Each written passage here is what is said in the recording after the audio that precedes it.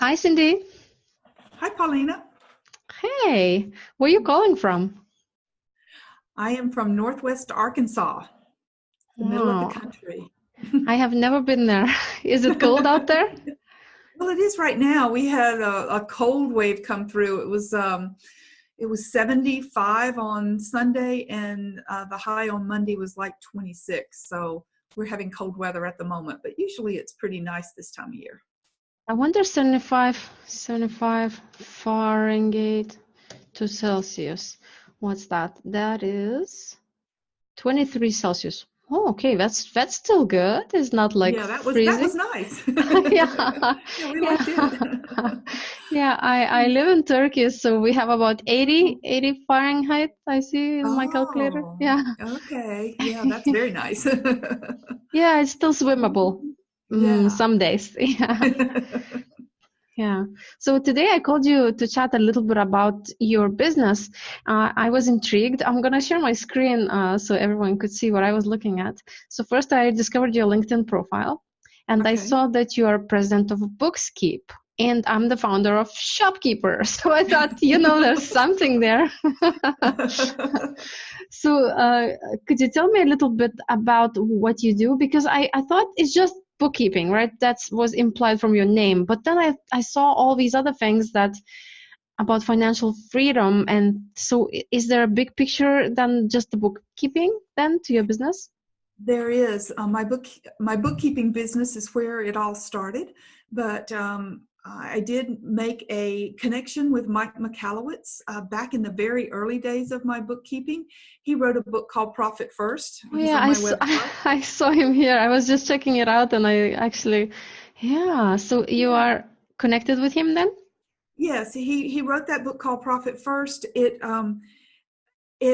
really revolutionized the way I thought about my business, and because as a bookkeeper, my clients were always struggling with cash flow. And when I read his book, I realized there was a way to get out of that trap of always being on the hamster wheel trying to create more money.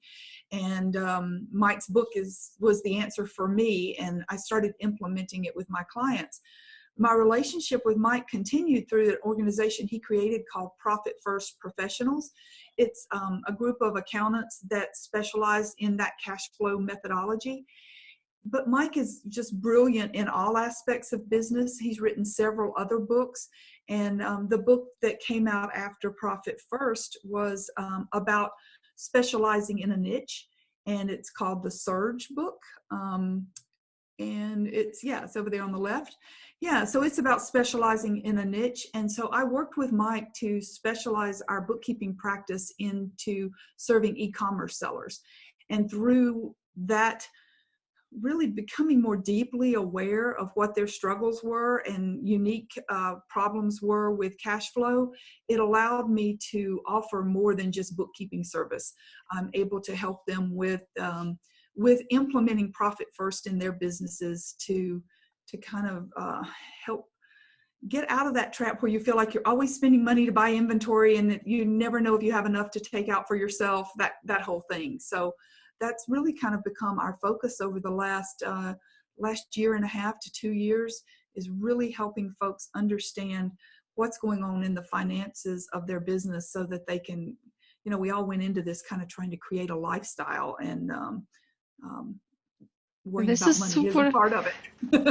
super exciting topic because Profit First has been mentioned in many podcasts that I listen to. I mostly listen to software as a service podcasts, something like Startups for the Rest of Us, Bootstrapped Web, Rogue Startups, things like that.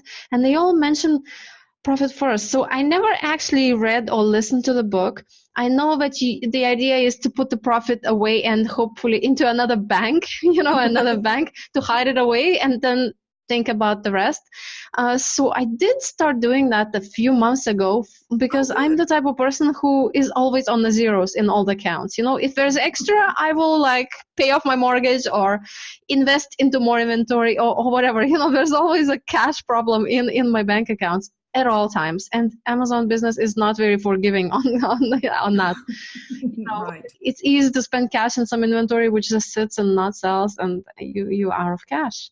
So Yes. I just just now before our interview, I looked up your website. I saw Mike Michalowicz there, and then I have just ready after the interview. I'm gonna watch like the video, which is Profit First with author Mike Michalowicz. You know, a webinar. Awesome. So tell me more. How do you actually do? Like, what is the basic process for Amazon seller who is suffering with cash flow issues, and all of us are, because if you want to grow, you're gonna have to reinvest a lot. Yes. So how does it work? Like, what is the process? Could you tell us a little more?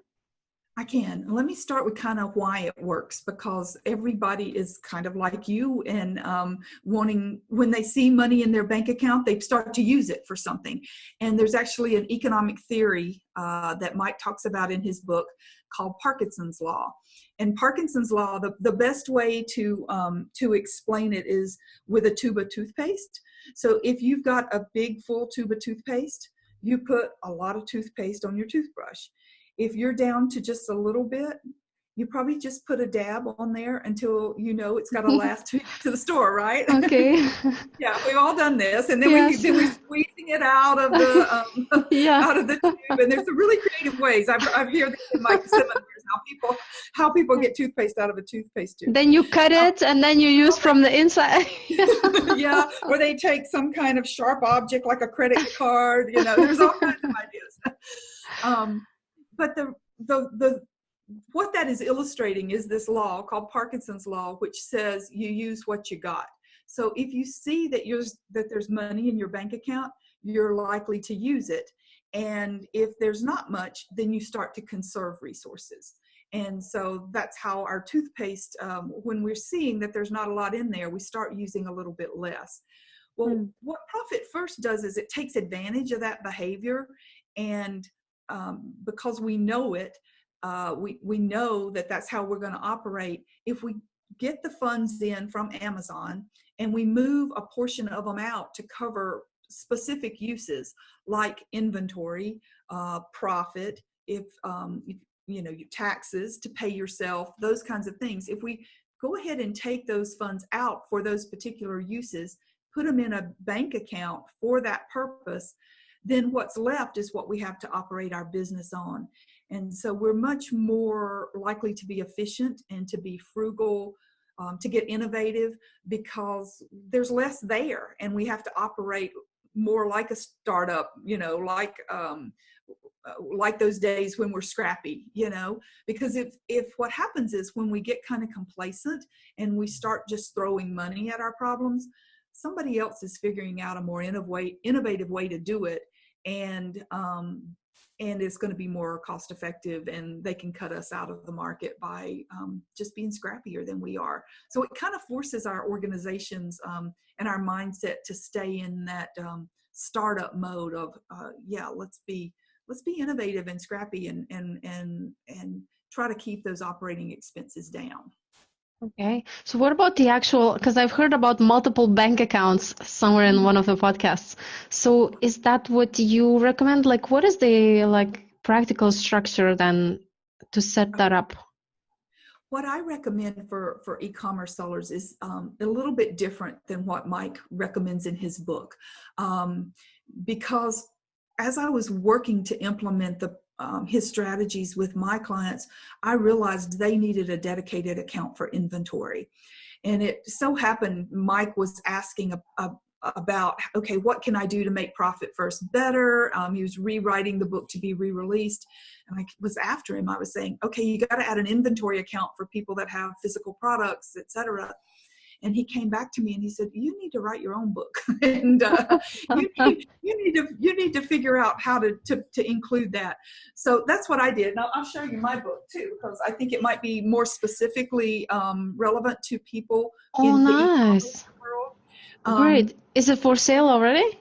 It's for sale. It's been for sale since January. So it's been out almost a year, and I've gotten really great response from it. But I tackle the unique problem of inventory.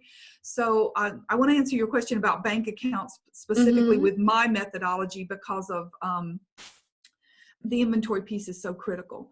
So what I recommend clients do is, when they get their settlement from Amazon, or however, you know, if they're selling on Shopify, whatever, when they get the funds in, I recommend for the first few months, looking back at what percentage the cost of goods sold are for what they just sold. So, you've got your deposit in from Amazon. They've already kept their roughly 30%, right? And so what comes in, a portion of that has to go back into buying more inventory. And the quickest way to understand that is to look at, all right, what I just sold in the last 2 weeks, maybe I got a $10,000 check, 3,000 of that has to go to buy more inventory to replenish. So if you look back at the cost of what you just sold, that amount you should take out of your bank account and put it into an inventory bank account. That's setting you up to be able to replenish your inventory. And so that's the first thing to do. And then after that, I recommend people start with a profit account. So just, and I hate to get really throw out big numbers because I don't know what people's cash flow looks like. So in our quick start guide, what I recommend is 1%. Just put your inventory money aside and then take 1% and put it into profit and let that work for a few months. And then as you've got that working, then you can get a little more sophisticated and increase your profit percentage and start to take out taxes and owner's pay and get a little bit more sophisticated with those other accounts. But whenever you're just getting started, starting to move money, the change between the inventory cash flow and your operating expense cash flow is a big change for people, because a lot of times, especially if they're ordering goods from China or on they're wholesalers, what happens is they have to shell out a little bit of money up front, but then they have kind of a float of 60 days or so before they have to pay out again. And that's when they're looking at their bank accounts and things are looking pretty flush. But then they have to make that final payment and they've spent that money on something else. And so many sellers are kind of living off that timing of or float of when inventory is going to hit them. And so it's a big adjustment. So I say start small, take out your inventory, start taking out your 1% and putting it in that profit account. Once you get that working pretty smoothly, then it's time to get a little more sophisticated. It would be nice to not even see that money in the bank account. Like it would automatically come from Amazon, a part of it somewhere else. Like, it would be best if I don't even see it. I don't see that part of Amazon very often. Does Amazon allow you to deposit to No, more than one but account? you could do that because many of us do sell not only on .com, but also on .ca, and then in Europe, some of us, right? So, and in those, you have to set up different bank accounts. Well, you could set up different bank accounts. So everything from Amazon.com goes to, my regular accounts, but from Canada goes to like TransferWise virtual Canadian dollar account, and it just sits there, unconverted. Yeah. That would be an option, right? That is interesting. Yeah. What you want to do is really start matching up the what it cost you in inventory and just getting that off of your plate so that you realize what funds you have to operate your business on. So, what you're describing could work. I just would encourage you to kind of make sure you're going to be covered there, because if you come up short, that's not a position anybody wants to be in. Yeah, then I'll go into that account, pull some, and then there will become a process in my business to keep pulling, Yeah, that's the difficult part, to not allow yourself to get it. In my case, I live in Turkey, right? So I just recently started doing that, setting it aside, but I do 10% I get daily payments from shopkeepers. So I get 10% set aside or minimum, or this, so it's either percentage or a minimum, because if the amount is very small, like nobody paid on that day any subscription fees, then so I have a minimum set dollar amount. In the beginning, it was just $100, then I increased it. So there's a minimum that I put aside every day. And then usually it's 10%. So it's become grew, and then tax bill came in, and I'm like, so there it went, and then we restart the process.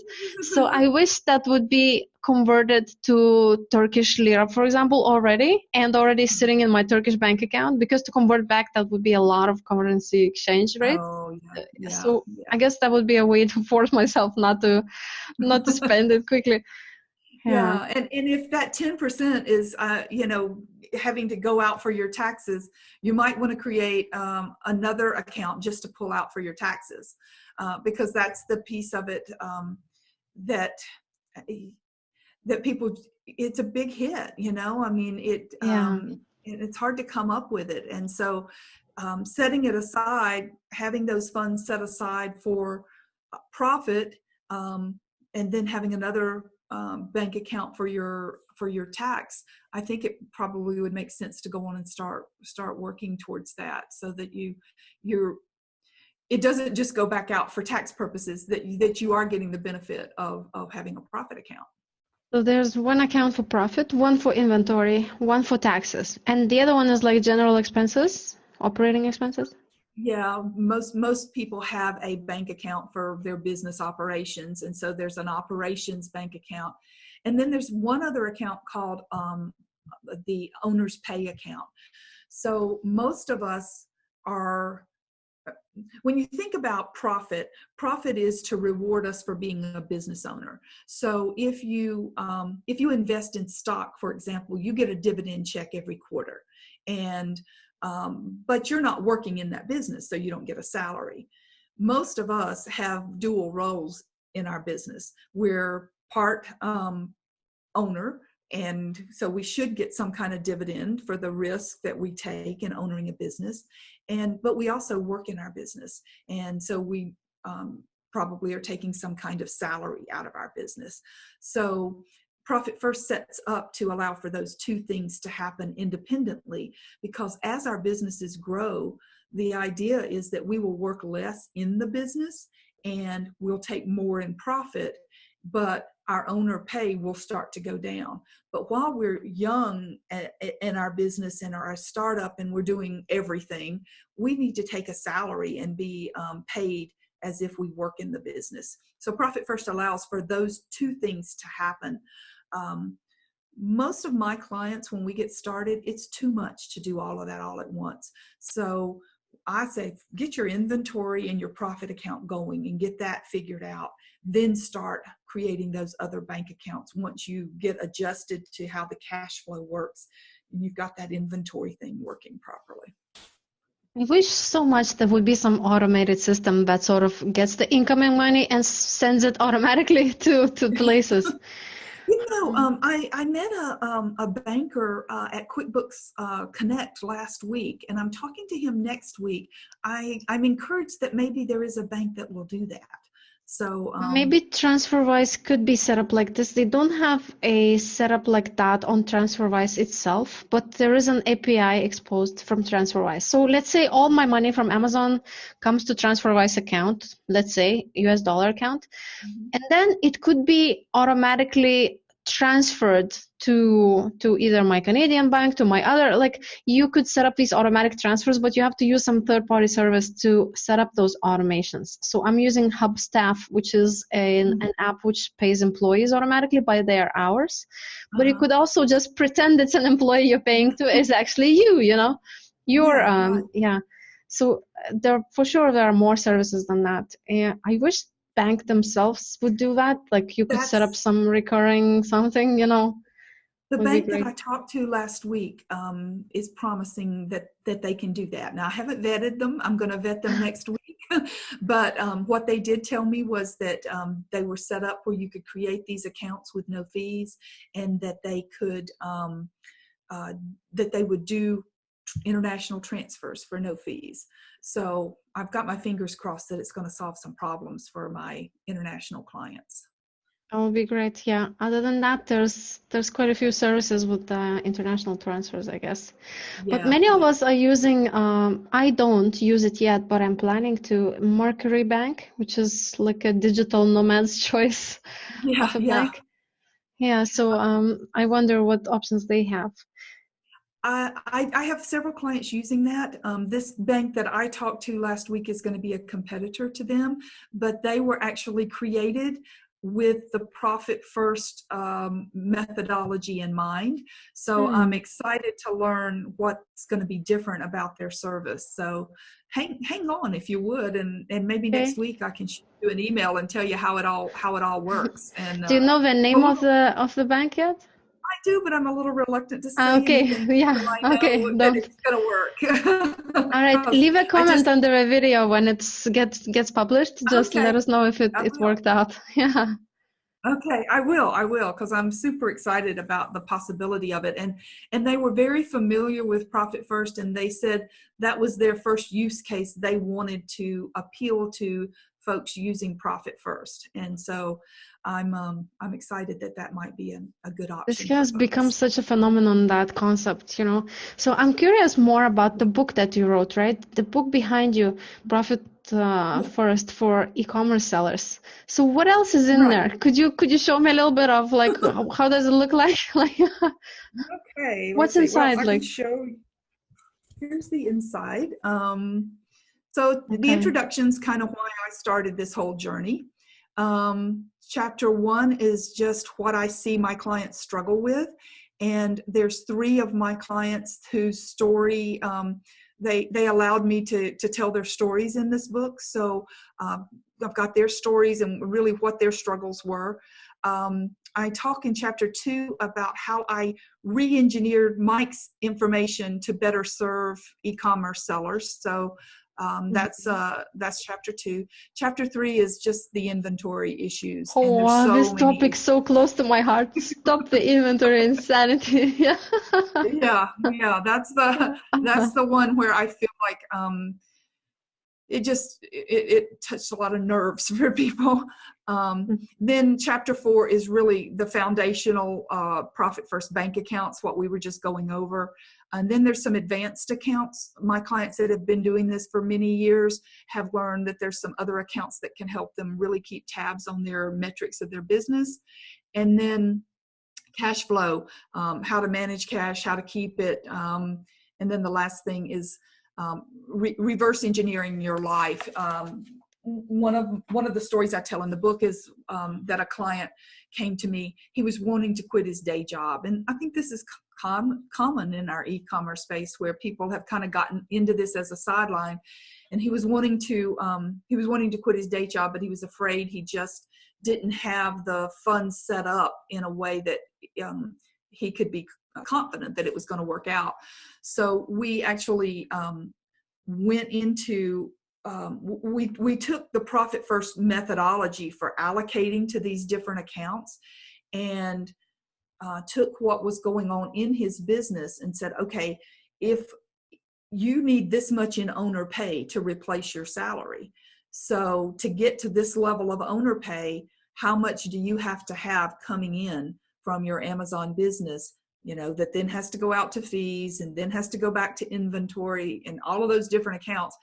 What level do you have to be selling at to be able to be at the point where you can quit your day job and know that you're going to have the income there to support your family? So we kind of took it from his lifestyle perspective of what he needs and worked it backwards to get to, all right, this is the level you need to be at as a seller to be able to make that decision. And once we did that, he wasn't all that far off. And so it was like we could say, all right, over the next 6 months, let's start taking that money and putting it in a owner pay account like you're paying yourself. So we created those accounts for him and just started operating that business. And he worked it that way for, 3 to 6 months. That's the way he operated his business, so that he had already built up that owner pay in his bank account, so that even if he had an off month on Amazon, he had that cushion set aside. But he was knowing that reliably for 6 months, he's been able to pay himself. It allowed him to make that decision with a lot more confidence. And so that's the last chapter of the book. This is really, really nice. Like this profit first, when I first heard about it, I thought I'm already like trying to get to profit. Like, what's the point of the idea of profit first? I'm already like, I'm in the business to make profit. Right. Yeah, yeah. Right, yeah. But actually, it's the point of cash flow, that cash doesn't stay in the business, and it just keeps disappearing and it's becoming zeros and zeros in my account. And it's just like when we were 9-to-5 jobs, just waiting for the next salary paycheck, and just same here now. I'm just waiting for next 2 weeks for Amazon payment and just keep waiting. So it's really refreshing to learn a strategy that could help with that. So I'm totally gonna order that book. Is there Kindle version of that, the digital one? Yeah, it's on Kindle, and I also have it on audiobook as well. Oh, it's on Audible, right? Okay. Yes, I'll mark it down to, okay, so it's profit first for e-commerce sellers, right? That's right. Okay, great. This is very nice. So I'm so excited that I got to chat with you today. Thank you so much. This opening extra bank accounts, I tried doing that in Canada before leaving for Turkey. So I went and I said, I want 2 Canadian dollar accounts and 2 US dollar accounts, and then 2 credit cards, 1 in Canadian dollars, 1 in US dollars. And they're like, why do you need 2 of each? And then I had to explain myself, why do I need 2 of each? Now I imagine coming to them, okay, 4 of those and 4 of these. Yeah, traditional banks just don't get it, and so I think that's why there's this opportunity for these other banks now, because our world has gotten a lot smaller, I know. We're getting there. They will eventually catch up with us. Yeah, that's right. I hope so. Well, thank you so much, Cyndi, for coming to my show today. If people want to contact you and work with you, how can they reach you? They can reach out to me at bookskeep.com. It's BOOKSKEEP.com. And on the website there, let's talk. They'll ask a few questions. So when we get on the phone, we'll know a little bit more about, how your business works. And so we know we can be ready to have a good conversation. All right. That's the easiest way. I would love if your audience would like to get a copy of the Quick Start Guide, if they want to. Yes, I would like to get a guide. So okay. How do I get it? Why don't we do like an email, Cyndi@bookskeep.com, and if they put shopkeeper in the email, then I will just send them the Quick Start Guide. Okay, so it's like that. No, Cyndi, yeah, I'm backwards. CYNDI. Okay. Cyndi at bookskeep.com and asking for an ebook, right? Well, it's actually a quick start guide. If they will just put shopkeeper in the subject line, then I'll know exactly what to send them, and hopefully that'll get people started. And then as they start to see how that works in their business, if they want to get more advanced in their strategies, then my book will help them take it the next step. Okay, great. Well, thank you so much, Cyndi. Thank you. I may contact you again once I implement it, and we can discuss what I'm doing wrong. Is that okay with you? Yeah, okay. Yeah, I'd love to connect and see how it's worked and where you had struggles, and because that's the kind of thing we deal with every day, and we'll be glad to walk you through it. Okay. Thank you very much. Thanks everyone for watching. Take care. Bye-bye.